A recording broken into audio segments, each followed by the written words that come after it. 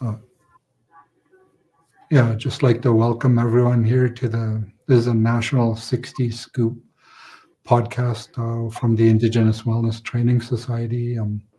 We're here with Mary Schultz, and we uh, we're starting this podcast to share the stories of the 60 Scoop people, individuals who went through the experience.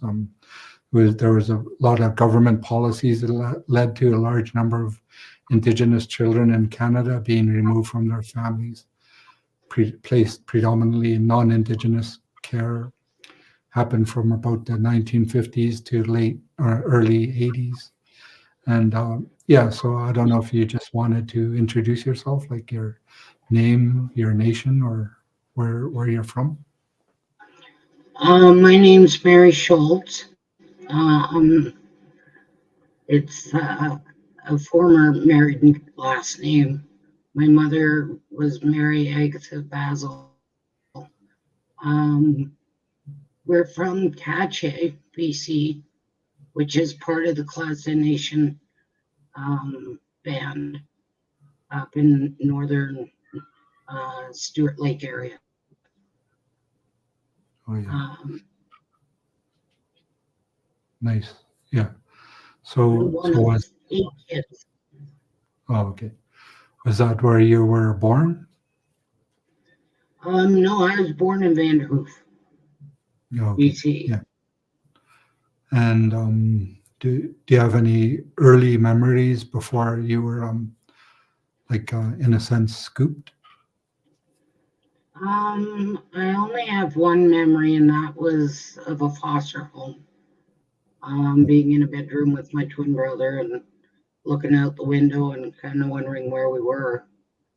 But other than that, no, I don't have any memories of it. I don't have any memories of my parents or anything.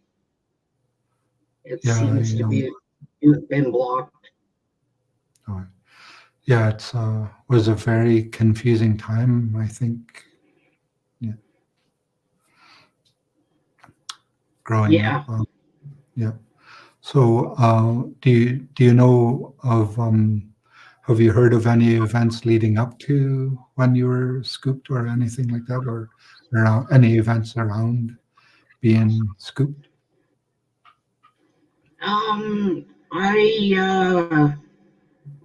I've been on this track for about 10 years, 15 years. I joined the 60 Scoop class action way back when it first started. And that sort of set me on the track of trying to find all my information.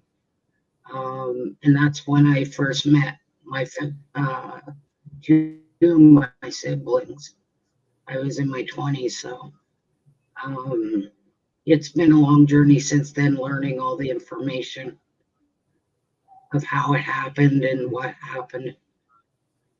We'd been basically kept being removed from our family since I was 2 months old. And there were 3 times we were taken. And then the third time, um, my mother had left at Calgary with 3 of the kids. And we were put into permanent care because my father couldn't take care of us.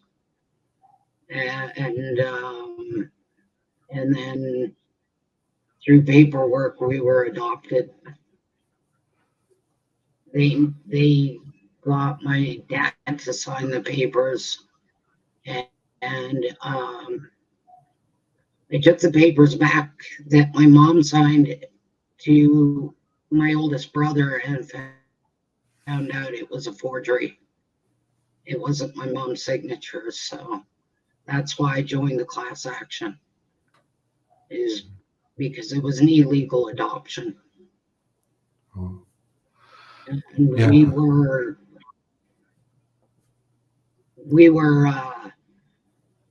we were taken up to Smithers, and it was a closed case.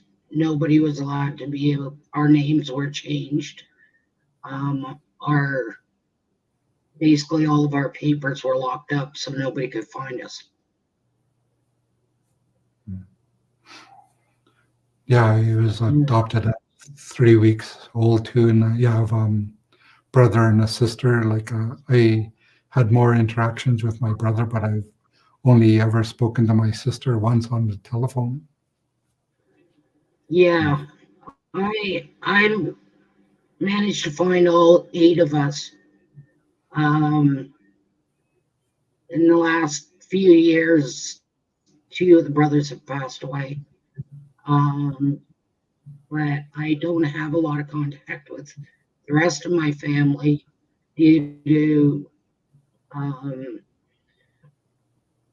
due to them finding out where we actually did live and being told that we were on a farm with rich parents and we were very wealthy and well taken care of, and it put a really bad um, taste in our siblings' mouths, and still to this day they have issues being around us because they still can't accept that the farm we were put on, it was like being in residential school inside the house. And then it's like how I described it, it's like a slave farm on the outside. Oh, And it was not a good place to live. mm, My dad was a dentist. My mom was a former nurse, and they had just gotten out of their tour duty at Vietnam War. And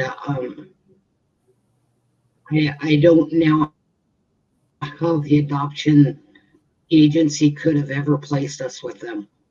They took us away from our parents because our parents were alcoholics. And they put us with parents that were not only alcoholics, but my mother was a medication drug addict. She used legal medication, and she was constantly drugging herself all the time. They were survivors of the Vietnam War, so and they had never um, done any sort of healing. So I mean, some of the worst stuff that ever happened to us was Remembrance Day. Um, I still have issues with it because of the fact that um, we were hunted every Remembrance Day. They'd tell us to run into the bush, and then they would chase us down. And thank God, not we never got caught, but we were fired at by my parents and several of their friends that would basically human hunt us. I mean, there were other things that happened that were horrible. At I'd say about 8 years old, we knew we were in the wrong home. We did knew these parents weren't our parents, and we continuously screamed that we wanted to die if we couldn't get out of the place. And at one point, my mom put my head on a chopping block where they basically cut the heads off of chickens on that block. And she made my twin brother, hold an axe over my head until we apologized for ever saying that we were trying to kill ourselves. And I'll tell you, we never said it again. But it wasn't a nice home. I mean, the Christian Catholic beliefs that she stuffed in our heads, which even to this day still don't go away, were atrocious. We were called names. We were told our people were dirty. They were alcoholics. They were horrible people.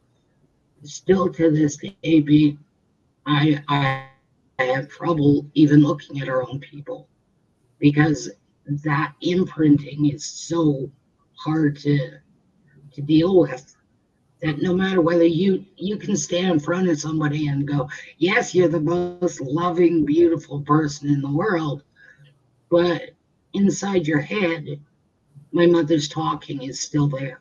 It's still saying, this is how you have to look at these people, even though it's your own family.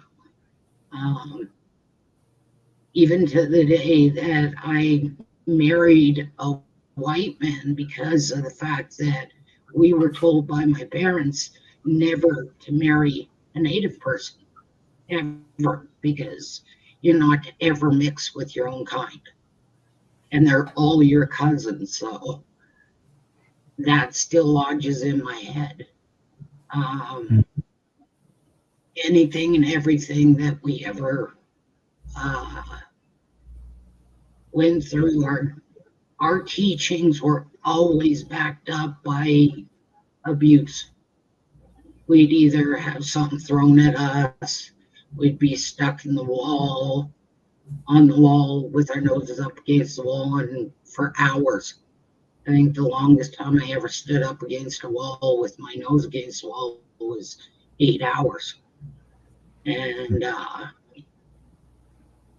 they used food at some point. If you didn't eat exactly proper, like they expected you to, uh, your plate was taken into the bathroom, your hands were tied behind your back, and you had to eat like a dog off the floor. Um, People didn't know this. When we went into town, we never understood it till years later, but um, we had to walk behind our mother. You were not allowed to look up. You were not allowed to look at people or speak to people unless my mother said it was okay. When we went to grocery stores and stuff, we weren't allowed in the store. We had to stand outside the store and wait. We never understood why. We just knew that was the rule. Um, I found out later that that was for a lot of Native people in our town. You weren't allowed in stores if you were a Native person, and that was a real surprise to me because I always thought that happened to all the other people. But to find out that that's actually why we had to stand outside stores and wait, and it was shocking. It was shocking. I thought that was something our parents went through or our grandparents went through. But to find out it actually still happened even in the 70s when we were getting raised, it just blew me away years later. Um, but yeah, and it wasn't just our farm. We found other kids on other farms around Smithers that we didn't really get to look into what was going on with them or who they were because we were, even when we were sent out on work detail, where somebody's farm needed help, we were the ones sent out. We worked whatever job it was, and then we were brought home. Um, we met a few other kids that had similar stories, and it was amazing because that was the only contact you had with them. Otherwise, you never really knew who they were. When we were in vehicles or we were taken to places, we weren't allowed to look around. So a lot of times we didn't even know where these farms were because we weren't allowed to look up. And that's the way our travel was. Um, I mean, there were a lot of things that were good. We learned to survive. I mean, my parents were survivalists, so I mean, we did learn how to live in the bush. We did learn how to um, survive on the farm because we had to. I mean, every time they got drunk or they got drugged up, you ran for the door and basically head for the back the back property if you could. Um, we learned basically a lot of our herbs, our medicine, um, a lot of the wild things you can eat in the bush by just eating them. And Mm. yeah, we got sick a few times, Mhm. but we it was a natural way of learning what you could eat out there and what you couldn't. Um, Wow. like Yeah. there were trips to the so there were some things that were good, but I mean the farm was the most dreaded place. Yeah. So like as you're growing up there, like those are like being hunted and putting the head on the chopping block and like just standing outside and all these things. Like what are your feelings about that? Like, I now that I'm in my 50s, I'm slowly being able to think about them, but I still break down. I'll never go near that farm ever again. Um, Raising my kids, and I made the mistake of the cold showers and spanking them. And years later, I had to sit my kids down and apologize to them and trying to ask them to learn that this was repeated violence that should never have happened. And both my boys now, um, they both forgive me for a lot of the stuff that was done when they were being raised because now they understand it. I've allowed my kids to read the adoption papers, and I try and tell them the stories of what happened on the farm so that um, it helps me heal some ways by talking to them about it. But it broke my spirit. It broke my body to the point that I'm angry now because at 4 years old, I can't work. And a lot of the issues I have now being disabled is because of being physically abused on that farm. Um, it's hard to find anybody. I've had like several counselors, and most of every counselor has basically gotten halfway through my life story and has walked away because, as I say, it's the darkness.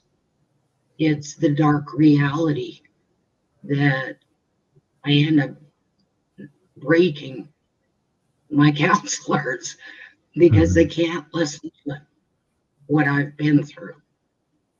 And it's really hard to find any counselors or any help. I've had to try and do my own help to get through it because it still haunts me to this day. It triggers me every day. Stayed clean and sober for almost 10 years now, but still every day it's frustrating. And now, just recently, my twin brother passed away, and now it's becoming I need to get the story out so people learn that these things are still happening, and it's got to stop. People need to know that even after residential school, even after the day schools, even after the the foster homes, um, the 60 scoop happened, and it was the most hidden thing that could have happened. Is they didn't show these farms are so hidden. that people don't know they're still going on, that they're still there, and that they weren't the beautiful thing everybody thought they were. There was medical experiments done on the farm whenever they were testing a new vaccine or testing a new drug. Guess who they shoved it into? The doctor would come out and go, "Oh, this is a vitamin, or this is something that boosts your health and will help you." And we got the needle. We weren't given a choice. We weren't given anything, but they would test it on us and see what the reactions were. We were guinea pigs right in the home. And I'll tell you, still to this day, I can't face those adopted parents or Mm. even hear them because I hear them up here all the time. But yeah, people need to know the 60 scoop was just as devastating as the residential schools. It was just as devastating as all the rest of the things that happened. It happened to be that a lot of us survived those farms and survived those places. But we didn't know our parents. I got to see a picture of my mom when I was about 20 years old, but she didn't look like my mom. She just looked like this lady that was in the picture.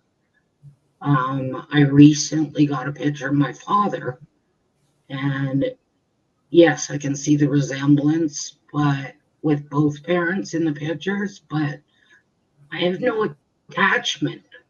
Like, I don't have parents living in this world. I hear people go, "Well, I can go to my mom and dad and ask them about the past." I don't have that. Our last, if I'm correct, our last aunt just passed away too. So a lot of our history's gone too. And it's too late. Our siblings were in foster care or being, um, they were all in foster care in different places. And so the medical history of our parents is gone. Um, to this day, I'm still trying to learn the culture. I'm still trying to find our traditional colors, our traditional values, and we can't find it because it's been lost, because it was taken away from us. But the hardest thing to realize is that we were about 5.5 hours drive from our own reservation across, if you go like straight across land. We weren't even that far away from our own family and didn't even know. Mm. And we didn't even know till we were in our 20s that we had family. We knew we weren't the same color as these people, but we didn't know who or how to find it in the system. Or eventually, our my siblings did help, and we did all find each other. But um, Mm. yeah, I still to this day have a lot of issues with the whole thing.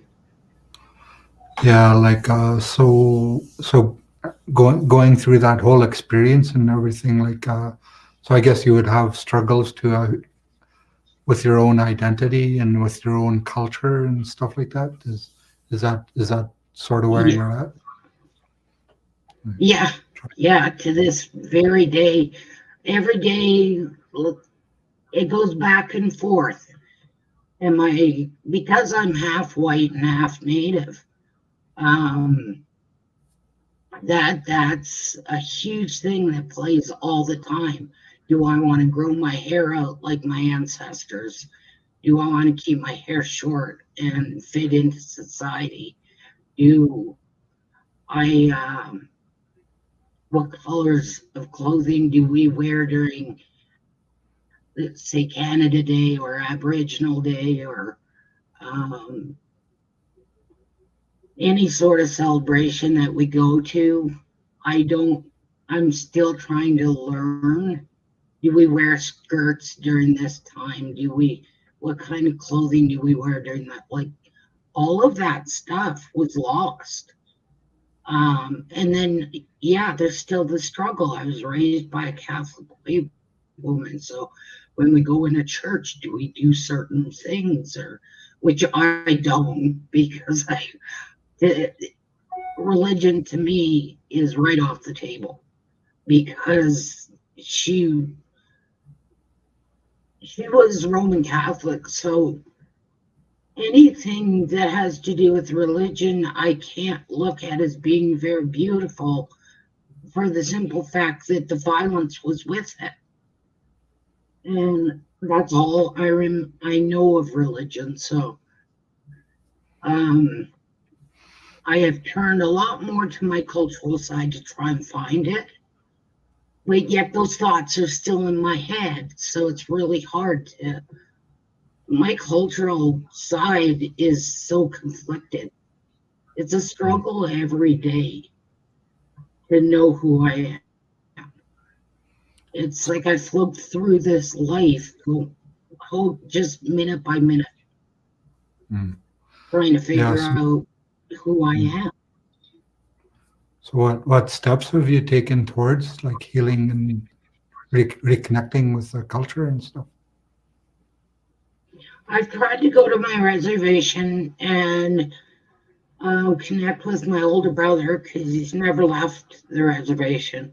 So I go there quite a bit to, he and I are making a book and trying to collect every bit of information we can about our family, so that our grandkids and our great grandkids can have whatever we can find of our own culture.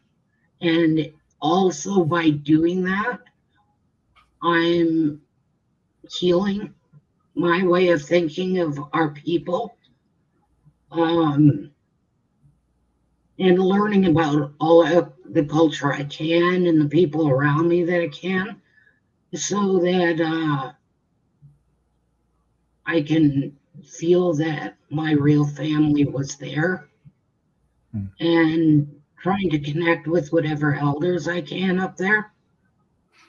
Um, just to learn who we were. Um, as for healing what happened on the farm, I don't think it'll ever heal. I think that'll be a darkness from my past that will always be in my darkness. Um, in this day and age, there are very few people who can really accept what happened or listen to it because it's so dark. But I do a lot of my own native beading now, and I've Mm. tried quite a few different cultural um, projects, artwork to try and reconnect with who I am. But as the years go by, I get older, and yeah, the body just doesn't do those things anymore. So Mm. I do it while I can now, and I Mm. try and help my sons learn. And Mm. by helping them learn what happened and helping them try and find more of who our people are, it seems to help me to call Cache home, our homeland, because that's still something that's still really hard for me, is not really having a home. Mm. So yeah, there's not a lot of um, clinical help here. I mean, my doctors um, have tried to build uh, a medical sort of system through me of doing lots of testing, identifying different things that the FASD, the ADHD, and build a medical file for me so that that can get passed on to my kids. And that's helping me too, is learning the adverse effects and how a lot of the abuse hurt, and being able to identify it, that this pain in my arm or that pain in my leg or in my back, it's some of it's genetic, some of it's not. And so physically, I've done a lot of work to try and heal, but I have still to this day trying to find um, any clinical counselors that can help deal with what's in my head and how I react to stuff. I think the biggest thing is just trying to go through life clean and sober and Oh, stay yeah. that way.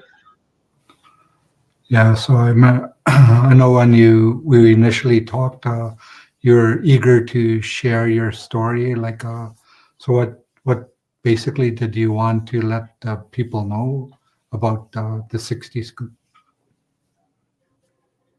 I want people to know to look into it. Um, I know it's hard to do because a lot of the survivors adopted families are still alive and stuff, and it's some people don't want to talk about because legal issues and that sort of thing. I My parents are still alive, and that's something that I've always feared, is that they would take repercussions on us for it. But with my sibling passing away and my older sibling who was adopted with us started disowning the family, I may be the last person who'll be able to let people know this happened. It's real. People need to look into it and see it for what it was. This was the third phase of the whole system that they made happen. It was residential school, and then day school, and then the 60 scoop was after. And some people have had really good experiences with it, but the ones that have bad experiences, like myself and my brother, they're still, the stories are not told, and they need to come out. People need to know that this was just as big of an impact on our people as residential school was. And a lot of the survivors out there that are still in addictions and still on the streets, and a lot of it stems from these kind of homes that were created. And do we know if these homes are still there? Are they still running kids through these homes? Are they still running people through these adoption places? Are they adopting kids and still putting them in these slave farms? We don't know, but it's something that needs to come out and needs to be looked into. There, and with my age, people need to know. And that's why I'm saying the story, is because I don't even know if my older sister's alive. And with my twin brother passing away, I may be the last one who can say anything about this farm that happened. And that's why I decided it's time to open up and talk I to everybody about it. Yeah, I totally agree. Yeah, I think like it's so I don't know if you had any last words to share, but seems like yeah, we could almost have a series of these just with yourself or something.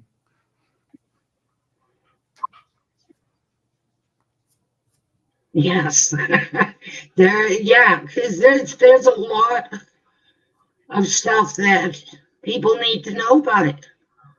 I didn't identify that the inside of the home was like the residential schools until I actually got to see the stories of the residential schools and then realized, holy smokes, I was going through the identical stuff, but actually just in a private home.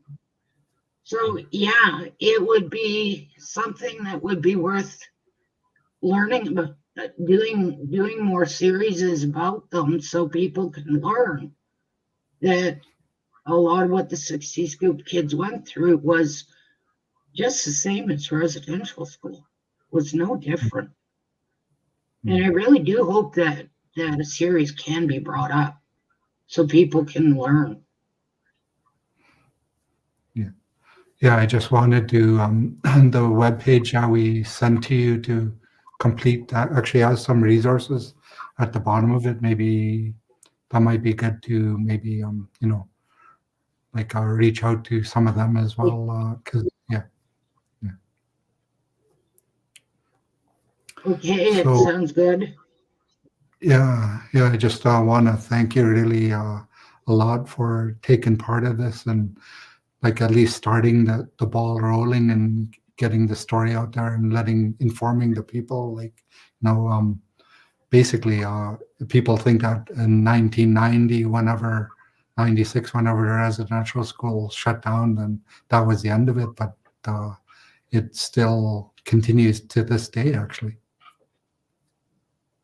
Yeah, yeah, it does. Yeah, And it needs to be completely brought forward what they're doing, and it needs to be stopped. yeah. Yeah, so yeah, I guess we could sort of end it here, if that's okay. Yep, sounds good. It's good to see Oh, you. Good yeah, to good talk to, to you. Thank you. yeah, no problem. Yeah, I'll just